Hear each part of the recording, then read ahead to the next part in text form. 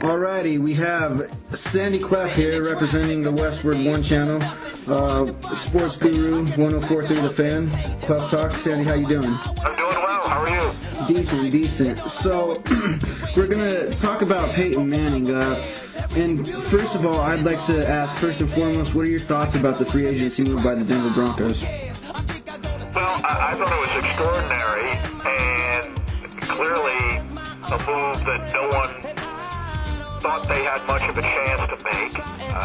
The fact that they were in contention at all for Manning's services was surprising early on, and that he visited Denver first, but then proceeded to engage in some form of negotiation with several other teams, gradually seemed to be removing Denver from contention, but I thought it was a situation in which the Broncos responded very well to changing events and conditions, and they had John Elway on their side, and I think he proved to be the most credible figure of all when it came to Peyton Manning's final decision. He trusted Elway and had a bond with Elway that I don't think he enjoyed with anybody else anywhere else. And so I thought it was a remarkable recruiting performance, and it was sort of an all-or-nothing deal because there was very little way in a practical sense they could have turned back to Tim Tebow had they not been successful in signing Manning. So it was a matter in which there were high stakes from the beginning, a great deal of risk attached to it, and I thought not only Elway but John Fox and others within the organization did a tremendous job in bringing it off because right up until the morning of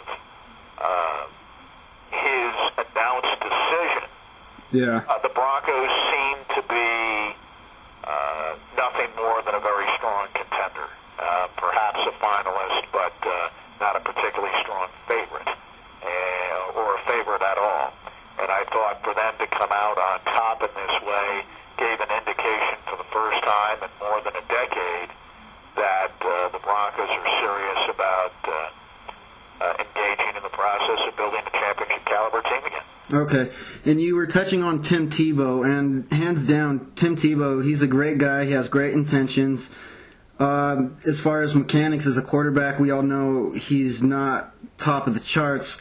So, I mean, and he was great with the fans. So, do you think that having a player like Peyton Manning was the only feasible way of ridding Tim Tebow without causing an uproar with the fans, the fan society? I think it turned out that way. I don't think it was designed that way. I think that the Broncos were sincere. Elway was certainly being honest when he said right after the season ended that the plan was to move forward with Tebow, at least going into training camp as the starting quarterback. I don't think they had any ulterior motive in saying that at the time. Okay. But yes, clearly presented with the opportunity of bringing Peyton Manning on board, yes, they reacted to that as they should have, and they didn't owe Tebow any sort of explanation or justification for what they were doing. All right, and it kind of almost brought out a fuming disposition that's kind of surfaced even with the players. I noticed Demaryius Thomas was in Atlanta Wednesday on 790 The Zone, one of their talk show hosts, and they were talking about how this actually was a good thing, and a lot of the players are happy to see Tim Tebow go away because Demaryius was mentioning everybody remembers that pass against the Pittsburgh Steelers that won the won the playoff game. So, do you think that it's better for the players in regards of having a better quarterback, or do you think that the intangibles Tebow brought? Sure, but any number of teams would feel that way. I mean, more than 24 teams around the league would feel the same way, that Peyton Manning is a better quarterback than the one they might have presents more opportunity. So it is. I don't read it as a takedown of Tebow as much as I do excitement over Manning's arrival. Manning will be much more demanding and probably critical of teammates than Tebow ever was. Yeah. No, I think it's an acknowledgement of, however inelegantly stated, an acknowledgement of the obvious that most any team in the league would be better off with Peyton Manning, the quarterback. Yeah, yeah. And most any receiver in the league would be better off with Peyton Manning, the quarterback. I mean, I think on some level it's a perfectly natural thing to say. You can talk about the propriety of making any critical comments about someone who is no longer your teammate,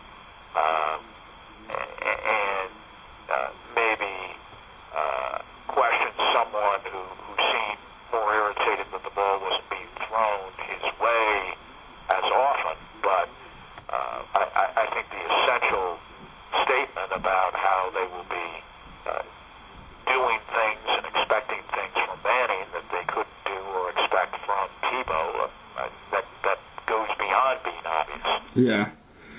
Okay, so in your opinion, do you think that not re-signing Manning to a shortened contract by the Indianapolis Colts was a bad move, or do you think the sooner Luck gets on the field in game situations, the better the Colts franchise will be? You couldn't pay Manning under the terms of his contract and go out and sign Luck. Okay. And pay him at the same time. And I understand the first-round picks, the top picks, aren't commanding and can't command the same kind of salaries that they once could under the old collective bargaining agreement, but it still would have been exorbitantly expensive and unrealistic for the Colts to go out and keep and draft Luck while keeping Manning Okay. at the same time. That just wouldn't have made any sense Yeah.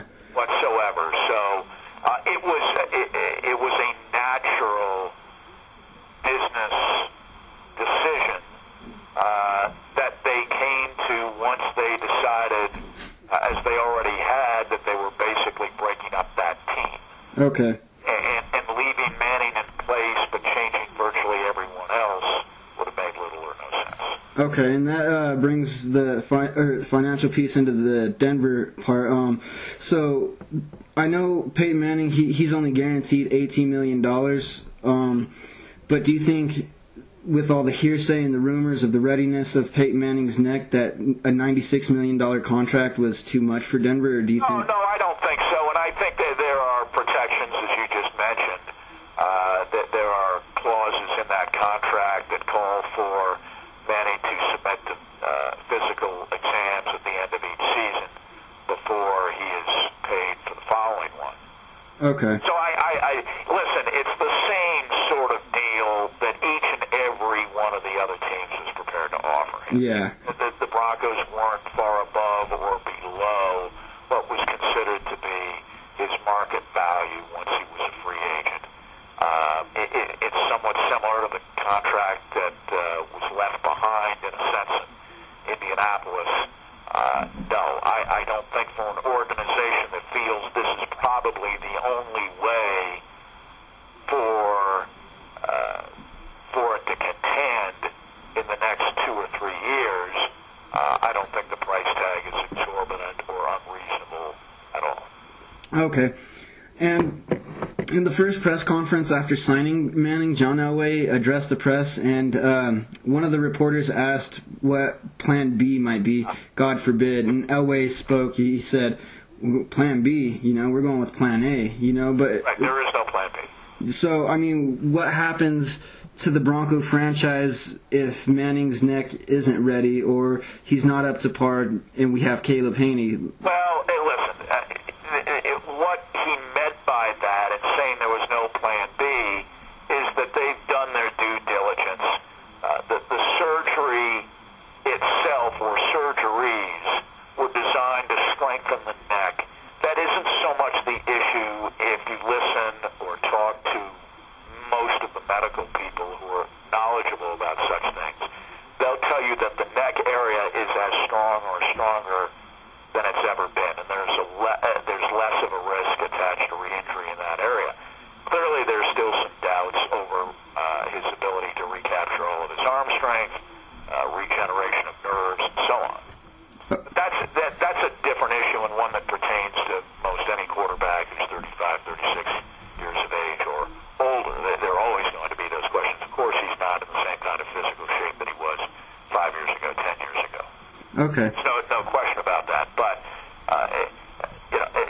I think the Broncos looked at it and said, all right, considering the way he plays, there is considerable risk in going forward with Tim Tebow, too.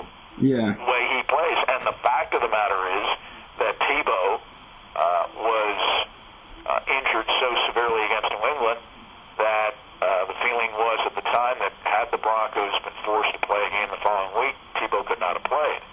So Tebow finished the year injured and might not have been able to play anymore even if the Broncos had advanced. Okay. He might not have been able to play anymore this past season. So, yes, there's an injury risk of sorts connected to anybody who's a starting quarterback. Very true. Well, I don't think it's particularly greater with Manning than it would be with most anybody his age, and in fact probably less when it comes to looking at that particular area. And even if he has only 90% of the arm strength he once had, you would think the accumulated experience, the wisdom he's accumulated through the years would be enough to offset the effects of his arm perhaps not being strong as a howitzer in the manner that it once was, that he could get by with less arm strength. He could adapt to that, and he would still be, even in a depleted state, a more accurate, effective passer, particularly in the short to intermediate zones, than Tim Tebow is going to be over the next 2 years or however longer he's going to play. Yeah. NFL, that even at less than 100%, Manning is a superior passer.